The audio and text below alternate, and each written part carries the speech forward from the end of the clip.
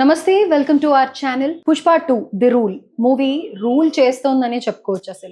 First నుంచి అసలు cinema అనుకున్నప్పటి నుంచి కూడా 1 అయిపోయినప్పటి నుంచి కూడా దీని గురించి బజ్ ఎక్కువగా ఉంది. ఇంకా ఎప్పుడైతే టీజర్, ట్రైలర్ ఇలా పుష్ప పలానా డేట్‌లో అనుకోక ముందు నుంచి కూడా కొన్ని సిట్యుయేషన్స్‌లో పుష్ప 2 పేరు వినిపిస్తూనే ఉంది. సో, ఇది వివాదాలతోనే మొదలైంది. వివాదాలతోనే ఎండ్ అవుతుందా అననే అనిపిస్తోంది. ఎందుకంటే ఇప్పటికీ శ్రీతేజ ఇంకా కోలుకోలేదు. అటు కొన్ని సద్దుమణుగుతున్నాయి అనుకున్న తరుణంలో రోజుకొకటి కొత్తది వస్తూనే ఉంది. అయితే అల్లు అరవింద్ గారు నిన్న శ్రీతేజాని చూడటానికి హాస్పిటల్‌కి విజిట్ చేశారు. దీని గురించి ఇప్పుడు మళ్ళీ చర్చ మొదలైంది. ఇదేదో ముందే వెళ్ళుంటే బావుండేది కదా అని కొంతమంది వాదిస్తున్నారు. అసలు నిజంగా అల్లు అర్జున్ తప్పే చేశాడా? అల్లు అర్జున్ వల్లనే ఆఫ్‌కోర్స్ తప్పు అయినా కానీ ఇంతలా అల్లు అర్జున్‌ని టార్గెట్ చేయడానికి కారణం ఏంటి? ఎవరైనా కావాలని చేస్తున్నారా? దీని నుంచి బయటకొచ్చే ఛాన్సెస్ ఎలా ఉన్నాయి? ప్రస్తుతం మనతో పాటు మన స్టూడియోలో ఉన్నారు చిలగట్టు శ్రీకాంత్ గారు. వారితో మాట్లాడి పూర్తి వివరాలు తెలుసుకుందాం. నమస్తే సార్. నమస్తే సార్, సో చాలా లెంతీ ఇంట్రొడక్షన్ ఇచ్చేసాను అనుకుంటాను. కానీ ఏంటంటే నేను కూడా కొన్ని ఇంటర్వ్యూస్ చేస్తూ ఉన్నాను కాబట్టి నాకు ఈ ప్రశ్నలన్నీ ఉన్నాయన్నమాట. నిజంగానే అల్లు అర్జున్ అఫ్‌కోర్స్ అక్కడికెళ్ళడం తప్పు. అక్కడ అనుకోని సంఘటన జరిగింది. కానీ అల్లు అర్జున్‌ని ఒకటేసారి అందరూ అటాక్ చేసినట్టుగా ప్రతి ఒక్కళ్ళు ఆయన గురించి మాట్లాడుతూ ఉన్నారు. అలాగే అల్లు అరవింద్ గారు కూడా నిన్న శ్రీతేజని వెళ్లి సందర్శించొచ్చారు. రైట్. ఫ్యామిలీని కలిసేసి వచ్చారనుకోవచ్చు, డాక్టర్స్‌ని కలిసేసి వచ్చారనుకోవచ్చు, ఏదైనా. అయితే ఇదేదో కొంచెం ముందే చేసి ఉండొచ్చు కదా అన్న టాక్ వినిపిస్తోంది. ఎందుకని ఆయన ముందు వెళ్ళలేకపోయారు? ప్రియా గారు ఇప్పుడు ఇక్కడ ఏంటంటే అల్లు అర్జున్ గారు థియేటర్‌కి వెళ్ళడం తప్పు అని నిర్ధారించినటువంటి వారు ఎవరు అన్నది ఇక్కడ ముందుగా ఒక అంశం మనం ఇక్కడ తీసుకోవాలి. ఎందుకంటే థియేటర్ వాళ్ళు మేము రావద్దని చెప్పామని ఒకసారి చెప్తున్నారు. తర్వాత గత 30 సంవత్సరాలలో చాలాసార్లు అల్లు అర్జున్ గారి ఆ థియేటర్‌కి రకరకాల సందర్భాలలో ఆయన సినిమాలు విడుదలైనప్పుడు కావచ్చు, ఇతర హీరోల సినిమాలు విడుదలైనప్పుడు కావచ్చు, గతంలో చిరంజీవి గారి సినిమాలు విడుదలైనప్పుడు కావచ్చు ఆ థియేటర్‌కి వచ్చిన సందర్భాలు ఉన్నాయి. అల్లు అర్జున్ గారు ఏమనుకున్నారంటే థియేటర్ వాళ్ళు భద్రతా కారణాలని వాళ్ళు చాలా పటిష్టంగా ఏర్పాటు చేసుంటారని తన వ్యక్తిగత భద్రత ఎవరైతే ఉన్నారో భద్రతా సిబ్బంది వాళ్ళతో అల్లు అర్జున్ గారు థియేటర్ దగ్గరికి వెళ్ళటం జరిగింది. థియేటర్ వాళ్ళు కూడా వాళ్ళు అంతే స్థాయిలో భద్రతా సిబ్బంది, ఎందుకంటే సో మెనీ బౌన్సర్స్ని వాళ్ళు కూడా ఏర్పాటు చేసి ఉన్నట్లయితే కొంత మనకు అక్కడ పరిస్థితి అదుపులో ఉండేది అని అనిపించింది. ఎందుకంటే అక్కడ ఆ తర్వాత జరిగినటువంటి ఏం జరిగింది, ఎలా జరిగి ఉంటుందన్నది ఒకసారి మనం ఒక అవలోకనం చేసిన తర్వాత, సరే పోలీసులకి మేము ఇన్ఫార్మ్ చేసామని థియేటర్ వాళ్ళు చెప్తున్నారు. పోలీసులు వచ్చేసి మేము రావద్దు, హీరోయిన్లని ఎవరిని రావద్దని చెప్పామని మేము థియేటర్ వాళ్ళకి చెప్పామని వాళ్ళు చెప్తున్నారు. ఇప్పుడు ఇక్కడ ఇదేంటంటే ఇది ఒక యాక్సిడెంట్. ఇక్కడ ఆర్య సినిమా విజయాత్రలకి మేమందరం కూడా వెళ్ళినప్పుడు మొత్తం ఆంధ్రప్రదేశ్, మొత్తం ఉమ్మడి ఆంధ్రప్రదేశ్లో తెలంగాణ ప్రాంతంకి వచ్చేటప్పటికి నల్గొండ జిల్లాకి వెళ్ళేటప్పటికి ఒక థియేటర్లో విద్యుత్ షాక్ గురై ఒక అభిమాని చనిపోవడం జరిగింది. 17-18 సంవత్సరాల అబ్బాయి. అది థియేటర్ భద్రతా వైఫల్యం అయినప్పటికీ తర్వాత విజయాత్రల్ని రద్దు చేసుకుని అల్లు అర్జున్ గారు, దిల్ రాజు గారు, సుకుమార్ గారు, బన్నీవాస్ గారు అందరం ఉన్నాం. మైసెల్ఫ్, అల్లు శిరీష్ అందరం ఉన్నాం. అందరం మార్చురీకి వెళ్ళి ఆ తల్లిని ఎవరైతే ఉన్నారో ఆ తల్లి తండ్రుల్ని పరామర్శించి అంత్యక్రియలు మొత్తం నిర్వహించి ఆ తర్వాత కుటుంబానికి, ఎందుకంటే కొడుకుని కోల్పోయిన కుటుంబానికి అల్లు అర్జున్ గారు, ఆ థియేటర్ సిబ్బంది, డిస్ట్రిబ్యూటర్స్, దిల్ రాజు గారే డిస్ట్రిబ్యూషన్ తెలంగాణ నిర్మాత కూడా ఆయన అందరం కలిసి వాళ్ళు ఒక మొత్తాన్ని కుటుంబానికి అప్పుడు అందజేయడం జరిగింది. అలా జరుగుతుందని ఊహించి ఎవరు అక్కడికి వెళ్ళరండి. కానీ దానికి దీనికి డిఫరెన్స్ అనేది ఉంది. సో అంటే అప్పుడు సిచ్యువేషన్స్ వేరు, ఇప్పుడు సిచ్యువేషన్స్ వేరు. అదే చాలా ఇంపాక్ట్ క్రియేట్ చేశారు. ఎందుకంటే ఇప్పుడు ఇంపాక్ట్ క్రియేట్ చేశారు. ఎందుకు చేశారంటే అలా జరుగుతుందని ఎవరు ఊహించలే. ఒక యాక్సిడెంట్ జరిగింది. యాక్సిడెంట్ జరిగిన తర్వాత ఖచ్చితంగా ఈవేళ మనం రేవతి గారి ప్రాణాన్ని ఎవరూ తీసుకురాలేరు. రేవతి గారి ప్రాణాన్ని మనం ఎవరం కూడా రేవతి గారి ప్రాణాన్ని మనం తీసుకురాలేము. అయితే మీరు ఏమన్నారంటే ముందుగా ఎందుకు అరవింద్ గారు వెళ్ళలేదు అని మీరు ఇక్కడ ప్రశ్నని లేవనెత్తారు. ఇప్పుడు అక్కడ ఏంటంటే ఆ సంఘటన జరిగిన తర్వాత మీకు వెంటనే ఏంటంటే పోలీసులు కానీ ఏదైతే చట్టం ఏదైతే ఉందో అది తన పనిని తాను చేసుకునే దిశగా వాళ్ళకి ఎఫ్ఐఆర్ నమోదు చేయటం, కేసు ఫైల్ చేయటం, ఛార్జ్షీట్లో A1 నుంచి ఇప్పుడు A11 అల్లు అర్జున్ గారు అని చెప్పి వాళ్ళు అదంతా వాళ్ళు ప్రొసీజర్ చేసిన తర్వాత అసలు వెళ్ళకూడదు. ఇప్పుడు అలా అరవింద్ గారు వెళితే ఏమవుతుంది, లేకపోతే అల్లు అర్జున్ గారు వెళితే ఏమవుతుంది, పరిస్థితులు ఎట్లా ఉంటాయి. ఇప్పుడు అల్లు అర్జున్ గారు వెళ్ళటానికి లేదు, కేసు నడుస్తుంది కాబట్టి అల్లు అర్జున్ గారు వెళ్ళటానికి లేదు. ఆయన కేసులో ఉన్నారు. కేసులో ఉన్న పర్సన్స్ ఎవరైతే అక్యూజ్డ్గా పేర్కొంటారో టెంపర్ ఏదైనా కావచ్చు, వాళ్ళ అక్కడికి వెళ్ళారనుకోండి, వాళ్ళని ప్రభావితం చేస్తారు బాధితులని చెప్పేసి వీళ్ళు వెళ్ళడానికి ఉండదు. Exactly sir. అయితే ఇదే విషయము వైరల్ అవుతూ ఏమని అంటున్నారంటే, అల్లు అరవింద్ నీ కొడుకు జైల్లో కొన్ని గంటలు గడపడానికి వెళ్తేనే it is span of just 8 hours to 10 hours. దీనికే నువ్వు అంత తల్లడిల్లిపోయావు కదా. Hmm. మరి అక్కడ చిన్ని ప్రాణం, ఒక ఫ్యామిలీ మొత్తం పోయిందనే చెప్పుకోవాలి అసలు. ఇంకా వాళ్ళకి ఏంటి అనేది నెక్స్ట్ తెలీదు.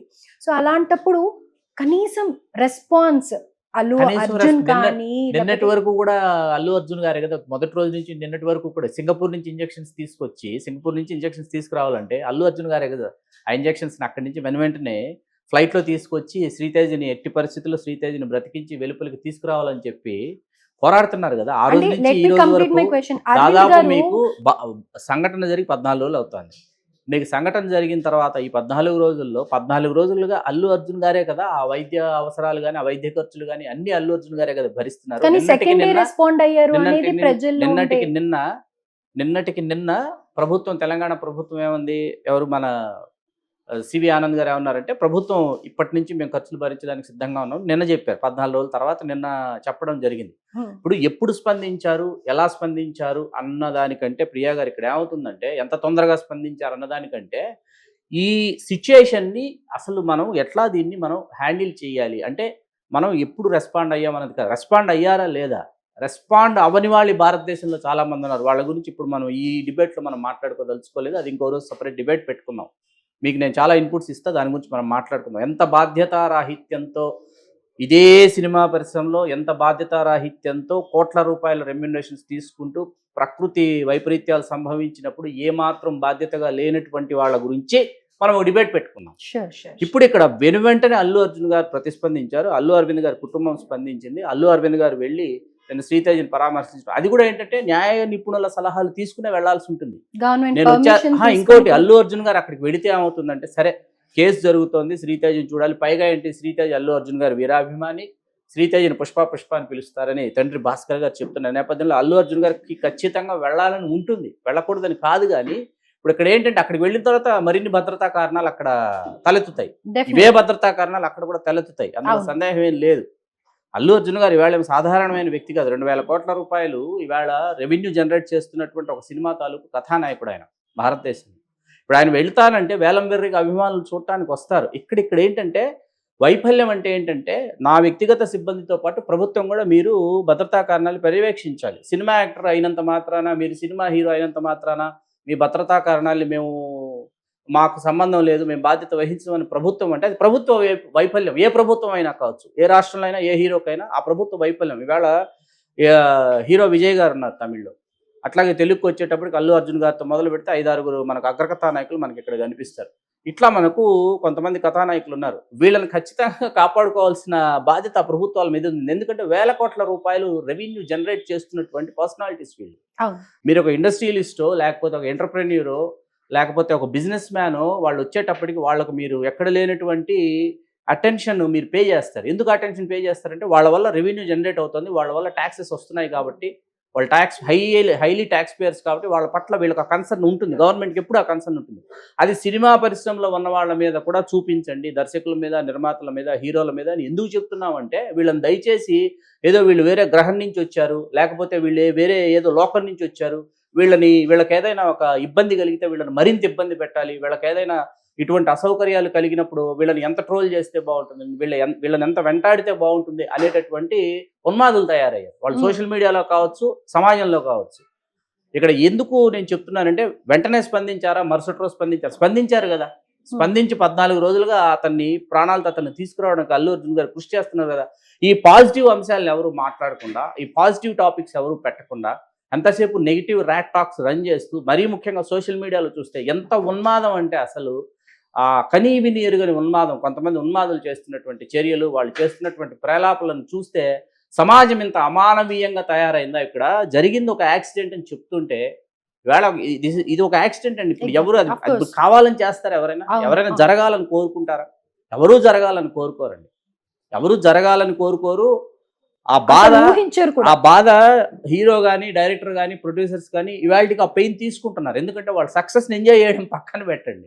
ఇప్పుడు సక్సెస్ టూర్స్ కూడా రద్దు చేశారు. ఏది ఆఫ్టర్ దిస్ స్టూపెండస్ హిట్ ఇంత బ్లాక్ బస్టర్ అయిన తర్వాత యూనివర్సల్గా తర్వాత సక్సెస్ టూర్స్ ప్లాన్ చేసుకున్నారు. ఆ సక్సెస్ టూర్స్ అన్నీ కూడా వాళ్ళు పక్కన పెట్టేశారు. ఎందుకు?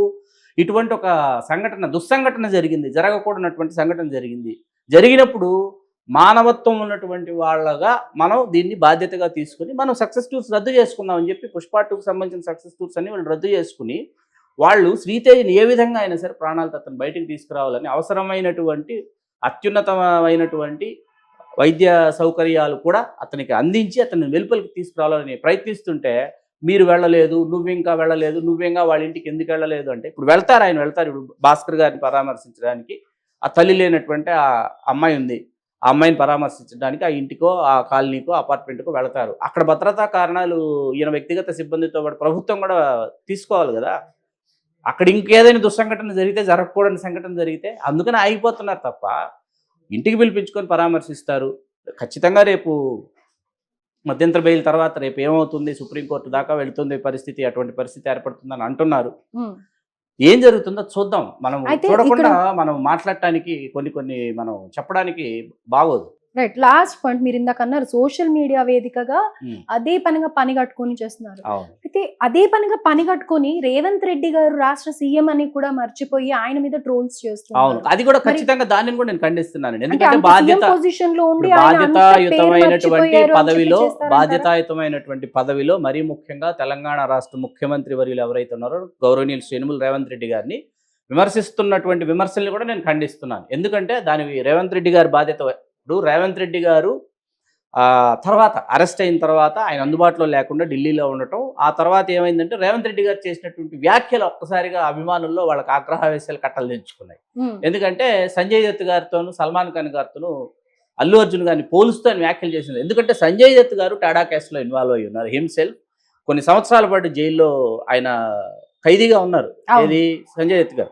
సల్మాన్ ఖాన్ గారు కృష్ణ జింకల ఆ కేసులో సల్మాన్ ఖాన్ గారు డైరెక్ట్లీ ఇన్వాల్వ్డ్. ఇన్ఫాక్ట్ ఒకటే కేస్ కదా పెట్టారు సల్మాన్ ఖాన్. అదే అక్కడికే వస్తున్నా. ఇప్పుడు ఏంటంటే వాళ్ళు క్రైమ్ లో డైరెక్ట్లీ వాళ్ళు ఇన్వాల్వ్డ్ అండి. ఫర్ యువర్ కైండ్ ఇన్ఫర్మేషన్, వాళ్ళు క్రైమ్ లో డైరెక్ట్ గా ఇన్వాల్వ్ అయి ఉన్నారు. ఇన్వాల్వ్ అయిన వాళ్ళతో మీరు అల్లు అర్జున్ గారిని మీరు ఎట్లా పోలుస్తారు? అక్కడ జరిగింది ఒక యాక్సిడెంట్.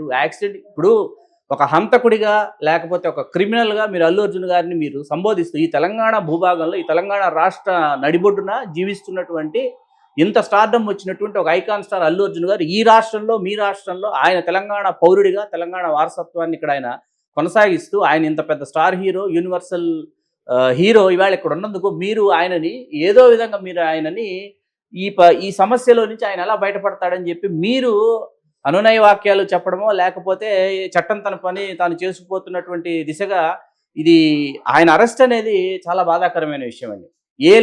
అక్యూజ్డ్ 11ని మీరు తీసుకువెళ్ళినటువంటి క్రమం ఏదైతే ఉందో, మీరు ఆయన అరెస్ట్ చేసి తీసుకువెళ్ళినటువంటి క్రమం, ఆ తర్వాత మీకు మధ్యంతర బెయిల్ వచ్చింది. మధ్యంతర బెయిల్ తాలూకు ఏదైతే జడ్జిమెంట్ కాపీ ఉందో అది టైప్ చేయడం ఆలస్యమైంది. టైప్ చేసినటువంటి ఆ కాపీ మెయిల్ చేసిన తర్వాత జైల్లో సర్వర్స్ డౌన్ అయి ఉన్నాయి, మాకు లేటుగా మెయిల్ వచ్చింది కాబట్టి ఆ టైం అయిపోయింది కాబట్టి ఖచ్చితంగా ఆయన బ్యారక్లో ఉండాలని చెప్పారు. ఆయన ఖచ్చితంగా మంజీరా బ్యారక్లో ఉండటం జరిగింది. ఇక్కడ ఎవరు చట్టాన్ని ఎవరు ఉల్లంఘించలా. వచ్చేసింది అయిపోయింది కాబట్టి నేను వెళ్ళిపోతానని ఆయన రాత్రంతా ఉండాలంటే రాత్రంతా మంజీరా బ్యారక్లో ఉన్నారు, ఆయన లేరు అని అనటం లేదు. ఇక్కడ ఏంటంటే ఒక్క ఉదుటన మీకు ప్రపంచవ్యాప్తంగా ఇంత పెద్ద ఘన విజయం సాధించిన తర్వాత అంత ఘన విజయం సాధించినటువంటి హీరో మీ భూభాగంలో ఇక్కడ మీ రాష్ట్రంలో ఇక్కడ జీవిస్తున్నాడు. ఆయన మీకు అర్థమవుతుందని నేను చెప్పింది. మీరు అటువంటి ఒక హీరోని మీరు కాపాడుకోవాలంటే ఇప్పుడు ఈ కేసులో నుంచో లేకపోతే నిజంగా ఆయన వల్లే తప్పు జరిగిందని రేపు తీర్పు వచ్చింది అనుకోండి, దాని నుంచో మీరు బయటపడవేయమని ఎవరు ఇక్కడ చెప్పడం లేదండి. ఆ విధంగా ఎవరు మాట్లాడటం లేదు. కానీ మీరు నిజంగా ఒక క్రిమినల్ని ట్రీట్ చేస్తారో మీరు అట్లా ట్రీట్ చేస్తున్నారు. అయితే దీనికి ఇంటెన్షనల్ గా ఆయన ఇరికిచ్చారని అంటారా ఎవరన్నా? ఇంటెన్షనలా లేకపోతే నాన్ ఇంటెన్షనల్ అన్నది కాదండి. దీనికి చాలా కారణాలు ఉన్నాయి.